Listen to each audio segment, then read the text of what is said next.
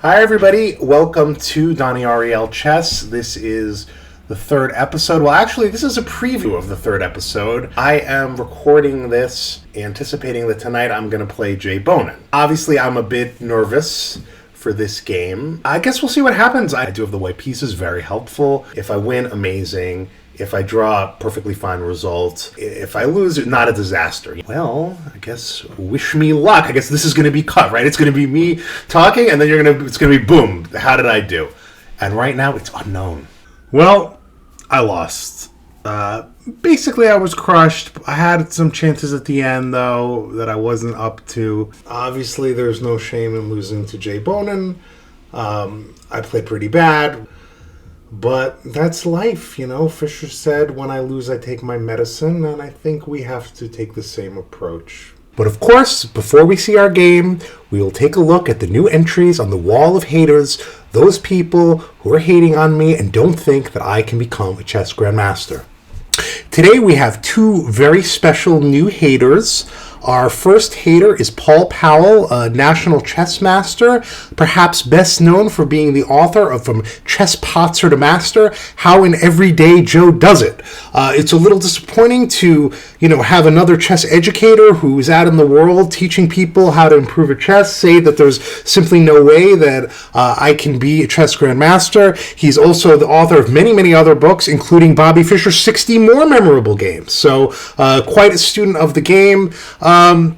On the other hand, at least he seems to be wishing me well, unlike our previous haters, particularly Ben Johnson and Jan Gustafsson, who seem to be delighting in my purported inability to become a grandmaster. Paul seems to be wishing me the best, so even though it's a bit shocking and disappointing, we include him gratefully on our wall of haters. Next up, we have Mike Klein, who you may know as Fun Master Mike from Chess Kid. You may have purchased a video on Cameo of him. You may also know him as a famous international chess journalist flying all around the world, or you may know him for having beaten me in the National High School Championship 30 years ago, where I hung this. He played a ridiculous opening. I hung, but okay, he got whatever. I didn't play the best. And then I hung this tactic, rook takes knight on c3, and then he forks my king on e1 and rook on a1. Not that I still remember. Anyway, he's a FIDE master, and it's sad to have both of these people, both top educators again, saying that I can't do it. Well, again, we'll see, but I do feel a little more gently inclined to these two, because I feel that they're being pressured in a way by the famous personalities like Gustafsson, who I, by the way, also caught talking smack about me on his German Twitch. I had to go to the German language to find it. You could see it here. Maybe I'm going to get thrown in jail for excerpting it. Hier, das ist Donny. Sonst IM wärst du, wenn du 3 sogenannte IM-Normen hast. Ich denke mal, das Endspiel mit dem Harborn, könntest du nochmal zeigen, das Ende? War mit Sicherheit verloren für mich. Basically, I don't speak German, but I think it's very obvious what the guy is saying. He's saying, Donny, he's a nice guy, but he obviously doesn't have what it takes. I don't know if today's game is going to, perhaps support that thesis. But anyway, thank you to all my haters, giving me the inspiration to wake up early, to study, to push the midnight oil, to become the best I can be. I just want to make clear that my understanding is Mike Klein is on the wall of haters in his personal capacity and is not speaking for chess.com, who, to the best of my knowledge, have not made a statement, yay or nay, about whether or not I will be able to achieve the Grandmaster title. Also, Vladimir Kremnik has not said anything, and I think any inquiry, any questions that he has or that need to be brought to the table are more than welcome. So, actually, this is not the move order. He played a6 before c6, but we're not going to dwell too much on the opening. There are a ton of better things that I could have done than put my knight on c3 and play in this way where basically it's totally misplaced. But you're going to see that the game is not decided by this sort of thing. This is the first terrible moment, okay? I played a move that I knew was bad, and I also gave into my classic weakness of not distinguishing between a loss and a draw.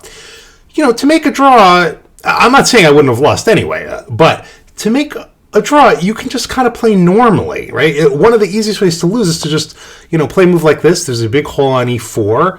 I don't know. I just kind of wanted to go forward. He played knight e4, and now I already got excited. I already excited myself by playing some like pseudo-aggressive move, and I put queen h5. Okay, now you'll see this is not very good. He takes this, takes. Okay, this happens. I jump back. Okay, so now it's like a marginal, about equally, a tiny bit better for black. But soon, you know, I played this. Maybe I shouldn't have exchanged these knights. I'd say we could stop now and evaluate. Right? So here, clearly I'm worse, right? I mean, he has a much better minor piece. His pawns are lovely and very strong, and they coordinate very well, being on light squares with his dark squared bishop. On the other hand, the game is not over yet. I mean, right now, if he tries to play b4, I could take it once, then play c4. You know, you're not going to lose typically, unless you're playing Magnus Carlsen. You're not going to lose just because you have this position, right? So I played king h1. I didn't know what to do. h5, queen g3, queen h7, rook d2. Okay, bishop h6. Now, immediate horrible blunder. Okay, this is very bad. If you want to stop the video, you know, basically black is winning right away. The queen is undefended on g3. He could play something like queen c7. Now there's a pin, so if I try to defend it, he can just play g5, and this is clearly very, very, very good, right? I mean, for black. But I had the feeling in this game, you know, obviously Bonin has beaten like an absolute who's who of players in American chess, and I don't think he's looking for an incredible slugfest. He's so far in the game, just on technique, has gotten a better position, and he'd probably like to keep it that way, which is not to say he's not looking for tactics. Obviously, he's a great tactician, but, you know, he has a plan, okay? He knows how to make progress here. Queen h4. I played this move. I was immediately horrified, because when I played it, I realized, oh my god, black can play e5. I can't take it with the f-pawn. He'd take my knight. I can't take it with the d-pawn either. Of course, I can play queen e7 check in that position if he plays e5. And maybe then I can... The computer recommends king g8. A whole story. But black just plays rook d7. So it was a practical matter. No need to get involved in that. Rook e1, b4. Okay, now this is looking very bad, right? It looks... Basically, I'm getting crushed. I mean, we got to be a little bit objective here. You know, I should have spent more time in this position, actually. I don't know what I can do, but I should try to think of something better than what I did. Well, first I took it. And by the way, notice that I moved my rook to the e file, and that's the moment that he chose to play b4. My rook's not on the a file. Not that there's so much great to do there, but I could, you know, who knows? It's good timing. Now, I played c4, thinking what would happen is rook d4, queen d4, queen in check, take this... But no, he played a very high-class move, which he obviously saw in advance because he played it right away, and it's totally crushing. I mean, this is very, very, very strong move. What am I supposed to do? You know, if I play queen d8, he's going to take it with the c rook. I have d4's hanging, f4's hanging. So as a practical matter, I can't play that position. I have to go back. I lose a pawn, but hopefully will I get some play? Maybe. Rook d6. Okay, now the game starts to get exciting. Obviously, I'm totally crushed, but the game's not over. Rook c4. Can't take it because my queen would be hanging. So I played queen d2. The computer prefers rook e6. I'm going for rook d7 check, try to win the queen. He could play rook c7, but he goes forward. Check. Okay? I have to play knight d1. If I play king h2, he takes on f4. Okay. Check. Bishop back. Now...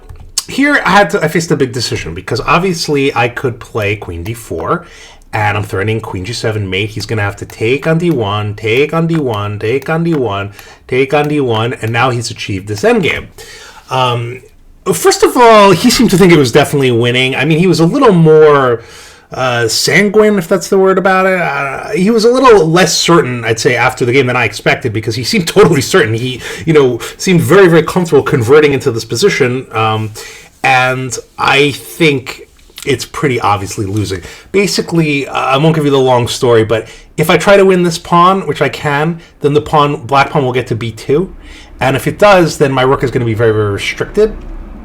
And his king is going to come forward. The computer says -4. You know, I just didn't think I had a real practical chance. Now, you might think, let's go back to the game. You know, you might think, okay, but do you have a practical chance here? Well, actually, I almost won this game, believe it or not. We'll see what happens. Of course, it looks terrible, but where's the knockout blow, right? And no knockout blow yet. So e3. Okay, can't take it, can't hang d1. Queen e2. King h6, he's trying to unpin the bishop. I'm trying to unpin my knight. Bishop d4. Now, already this is kind of exciting. Now, I don't have a lot of time. I stupidly wasted all my time on nonsense. And I have about 5 minutes plus 30 seconds to move. He has about a half hour. I played g4. Very exciting, right? I mean, I'm threatening checkmate. Now, I thought, he didn't see g4 apparently in this position, but, having arrived here, he can simply go back. I thought he would just go back, and if I play g5, he just goes back to h7. If I take here or something, my king is also very exposed, right? I just have a minute for this stuff that I'm doing. If he plays queen b1, he's throwing rook c2, basically it's going to be game over. So here, I thought he would play bishop g7, but he actually played g5. Wow, now, when this happened, I was like, holy smokes, like, am I in this game? All of a sudden, right? Because just because you've been losing all game does not mean that you can't suddenly be back in the game if someone makes a mistake. Unfortunately, I was not up to the task. I could easily have won this game from this position, but I just totally played the wrong move because I didn't see the main idea, which is a real shame. Not that he would have fallen for it; he could have easily won anyway. So I can't take on g5 because the problem is basically, if I'm going to open this diagonal, my king is just too exposed. Because I can't hide on this diagonal either, because you can always play queen a8. So my choice is to take on f5 or to take on h5. Now, obviously, or at least looking at it now, it seems like it's very obvious to take on f5, just as the more active thing to do. But at the time, I just wasn't sure what was better. Well, I took on h5 and lost horribly. Let's say I take here, okay? And let's say he plays rook d1. Now that my rook is cut off from the defense, this is white to play and win. Want to pause the video? Oh my god, and it's checkmate. I mean, can you imagine if I won like this? I would have the board covered in pennies. Golden pennies. Now, of course, Bonin being a very good player, obviously he did not see that I could take on f5 and threaten mate, because if he had seen that, he would not play g5 with very little thought, right? Nobody would do that if they saw how dangerous this is. However, we don't want to underestimate him. Arriving in this position, he could easily have been like, holy smokes, let me, think about this for a second. The computer says to take here, and Lord only knows what would have happened. It gives rook d6 check, king goes back or something, queen g2, bishop f6. It gives like some insane line nobody would ever play, and it gives an evaluation of 0-0. So all we can say is, because, this is practical chess, I missed a very, very, very, very important moment here, taking on f5, where I'm fully back in the game because his pieces are actually out of play for just a second, right? Just a second. Anyway, let's not go on and on about it since I didn't even see it. So I took here like a donkey. He took over here, takes, and what can I do? I can give a few checks, but in this position, I think I gave one more check, and then I, finally resigned. So for here, so not the greatest game. I should have just played better in general, and I definitely should have found this massive shot at the end. But actually, it made me feel very good to know that there was an opportunity, And I think it goes to show that games are not decided by, who has the better slight advantage on move 12. It's about the critical position. Did you play the right move where, the equity swing is enormous? And I managed to not play the right move this time. But hopefully next time, thank you so much. We love our viewers here. Please like and subscribe, and we'll see you next time.